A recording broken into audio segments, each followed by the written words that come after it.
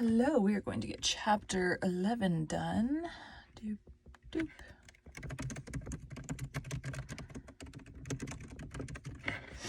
Do my best to get my audio edited this week. Last week it came down to, I think, Saturdays when I finished the last of it.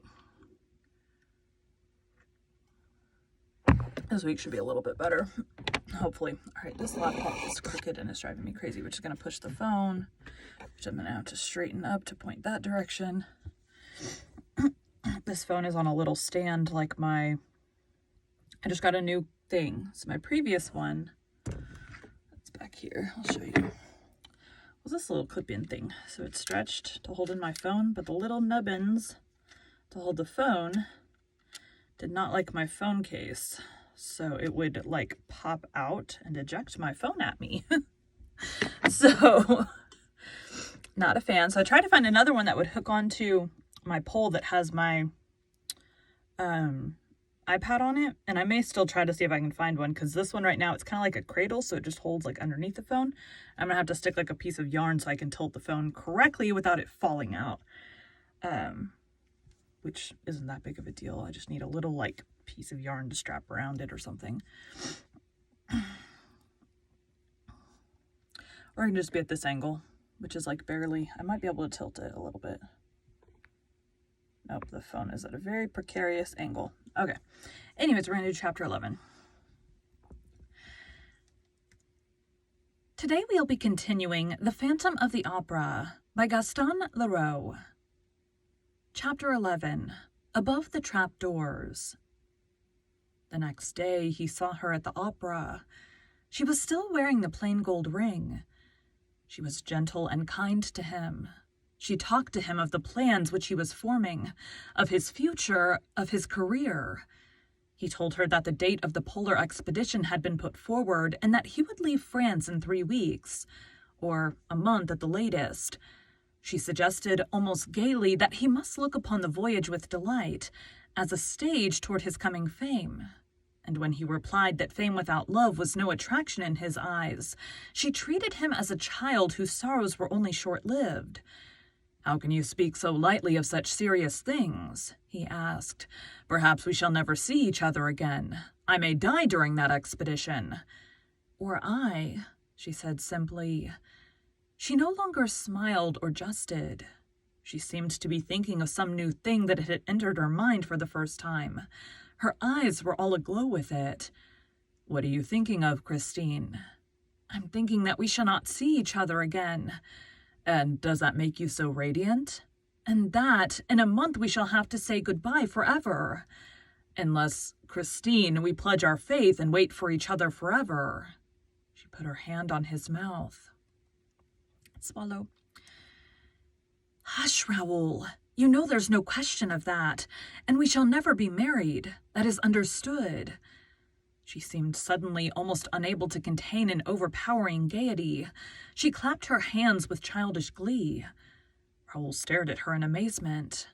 But, she continued, holding out her 2 hands to Raoul, or rather giving them to him, as though she had suddenly resolved to make him a present of them. "But if we cannot be married, we can. We can be engaged. Nobody will know but ourselves, Raoul. There have been plenty of secret marriages. Why not a secret engagement? We are engaged, dear, for a month. In a month you will go away, and I can be happy at the thought of that month all my life long." She was enchanted with her inspiration. Then she became serious again. "This," she said, "is a happiness that will harm no one." Raoul jumped at the idea. He bowed to Christine and said, "Mademoiselle, I have the honor to ask for your hand." "Why, you have both of them already, my dear betrothed. Oh, Raoul, how happy we shall be. We must play at being engaged all day long." It was the prettiest game in the world, and they enjoyed it like the children that they were. Oh, the wonderful speeches they made to each other, and the eternal vows they exchanged. They played at hearts as other children might play at ball, only, as it was really their 2 hearts that they flung to and fro, they had to be very, very handy to catch them, each time without hurting them. One day, about a week after the game began, Raoul's heart was badly hurt, and he stopped playing and uttered these words.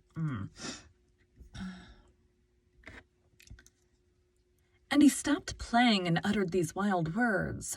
"I shan't go to the North Pole."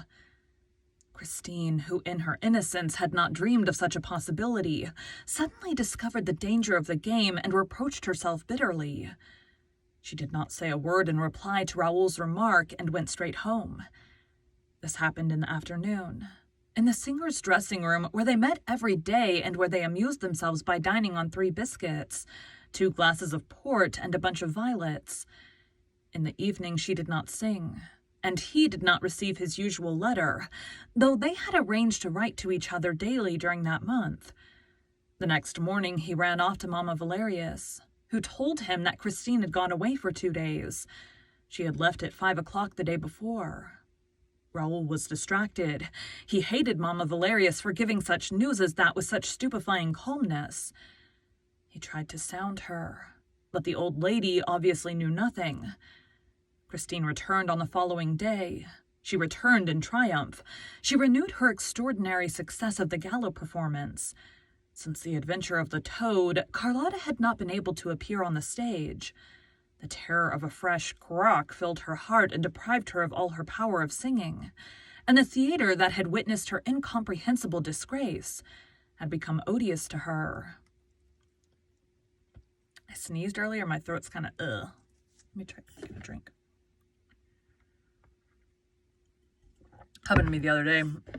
I don't know what happened, but my throat was all wonky. She contrived to cancel her contract. Daae was offered the vacant place for the time. She received thunders of applause in the Juive. I have no idea what that word is. The Viscount, who of course was present, was the only one to suffer on hearing the 1,000 echoes of this fresh triumph, for Christine still wore her plain gold ring. A distant voice whispered in the young man's ear, "She is wearing the ring again tonight, and you did not give it to her. She gave her soul again tonight and did not give it to you. If she will not tell you what she's been doing the past 2 days, you must go and ask her, Eric." He ran behind the scenes and placed himself in her way. She saw him, for her eyes were looking for him. She said, "Quick, quick, come!" And she dragged him to her dressing room. Raoul at once threw himself on his knees before her. He swore to her that he would go, and he entreated her never again to withhold a single hour of the ideal happiness which she had promised him. She let her tears flow. They kissed like a despairing brother and sister who've been smitten with a common loss, and who meet to mourn a dead parent. Suddenly she snatched herself from the young man's soft and timid embrace, seemed to listen to something, and with a quick gesture pointed to the door. When he was on the threshold, she said in so low a voice that the Viscount guessed rather than heard her words, "Tomorrow, my dear betrothed, and be happy, Raoul. I sang for you tonight."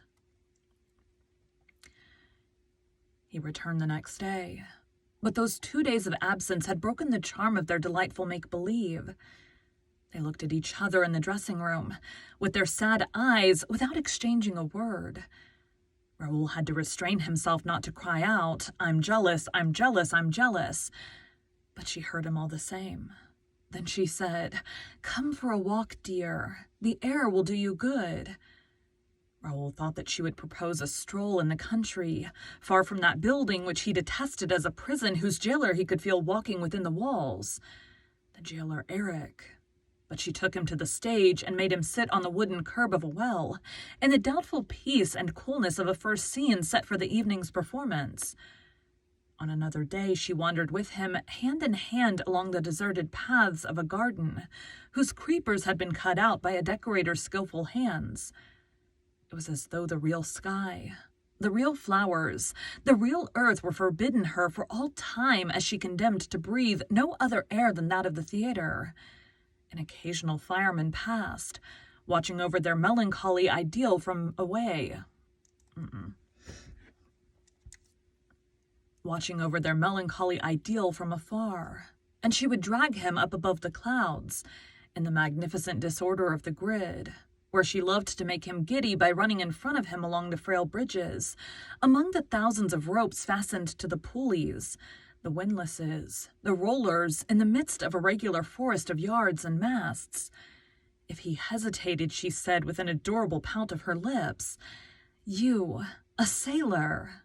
And then they returned to terra firma, that is to say, to some passage that led them to the little girls' dancing school, where brats between 6 and 10 were practicing their steps, in the hope of becoming great dancers one day, covered with diamonds. Meanwhile, Christine gave them sweets instead. She took him to the wardrobe and property rooms. She took him all over her empire, which was artificial but immense, covered...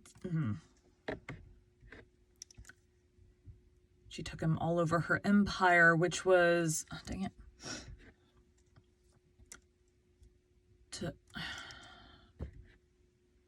Someone opened the door and it distracted me. Took him all over her empire, which was artificial but immense, covering 17 stories from the ground floor to the roof, and inhabited by an army of subjects. She moved among them like a popular queen, encouraging them in their labors, sitting down in the workshops, giving words of advice to the workmen whose hands hesitated to cut into the rich stuffs that were to clothe heroes. There were inhabitants of that country who practiced every trade. There were cobblers, there were goldsmiths. All had learned to know her and to love her, for she always interested herself in all their troubles and all their little hobbies. She knew unsuspected corners that were secretly occupied by little old couples. She knocked at their door and introduced Raoul to them as a Prince Charming who had asked for her hand. And the two of them, sitting on some worm-eaten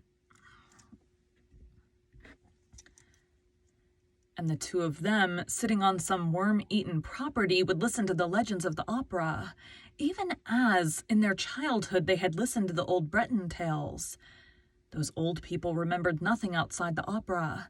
They had lived there for years without number. Past managements had forgotten them.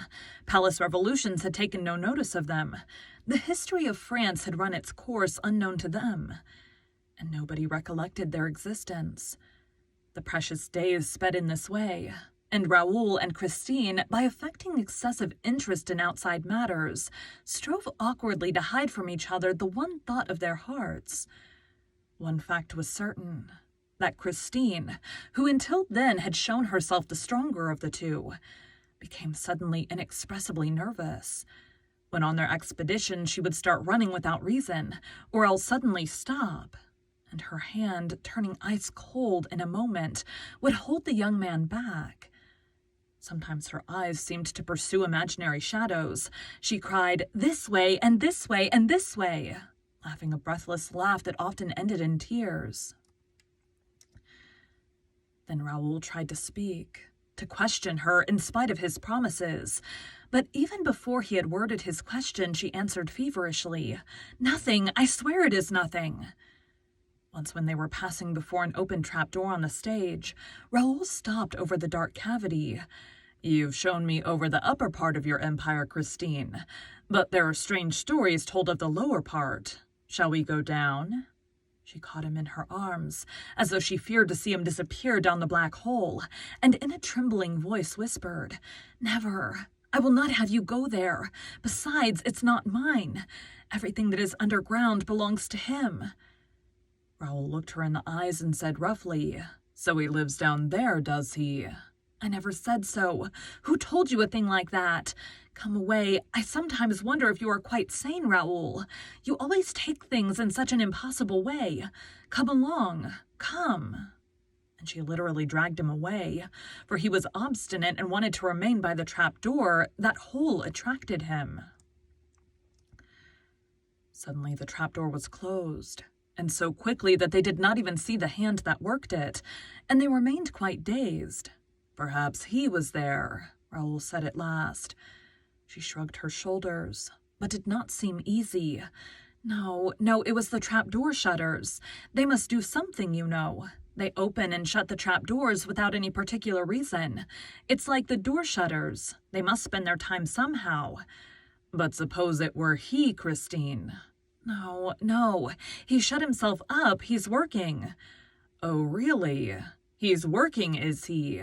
Yes, he can't open and shut the trap doors and work at the same time. She shivered. What is he working at? Oh, something terrible, but it's all the better for us. When he's working at that, he sees nothing. He does not eat, drink, or breathe for days and nights at a time. He becomes a living dead man and has no time to amuse himself with the trapdoors. She shivered again. She was still holding him in her arms. Then she sighed and said in her turn, "Suppose it were he." "Are you afraid of him?" No, of course not," she said. For all that, on the next day and the following days, Christine was careful to avoid the trapdoors. Her agitation only increased as the hours passed. At last, one afternoon, she arrived very late, with her face so desperately pale and her eyes so desperately red, that Raoul resolved to go to all lengths, including that which he foreshadowed when he blurted out that he would not go on the North Pole expedition, unless she first told him the secret of the man's voice. "Hush, hush, in heaven's name! Suppose he heard you, you unfortunate Raoul!" And Christine's eyes stared wildly at everything around her. "I will remove you from his power, Christine, I swear it, and you shall not think of him any more." Is it possible? She allowed herself this doubt, which was an encouragement. While dragging the young man up to the topmost floor of the theater, far, very far from the trapdoors, "I shall hide you in some unknown... This is him. "I shall hide you in some unknown corner of the world where he cannot come to look for you. You'll be safe, and then I shall go away as you have sworn never to marry." Christine seized Raoul's hands and squeezed them with incredible rapture. But suddenly becoming alarmed again, she turned away her head. "Higher," was all she said. "Higher still." And she dragged him up toward the summit. He had a difficulty in following her. They were soon under the very roof in the maze of timber work. They slipped through the buttresses, the rafters, the joists. They ran from beam to beam as they might have run from tree to tree in a forest. And despite the care which she took to look behind her at every moment, she failed to see a shadow which followed her like her own shadow, which stopped when she stopped, which started again when she did, and which made no more noise than a well-conducted shadow should. As for Raoul, he saw nothing either, for when Christine had in front of him... For when he had Christine in front of him, nothing interested him that happened behind.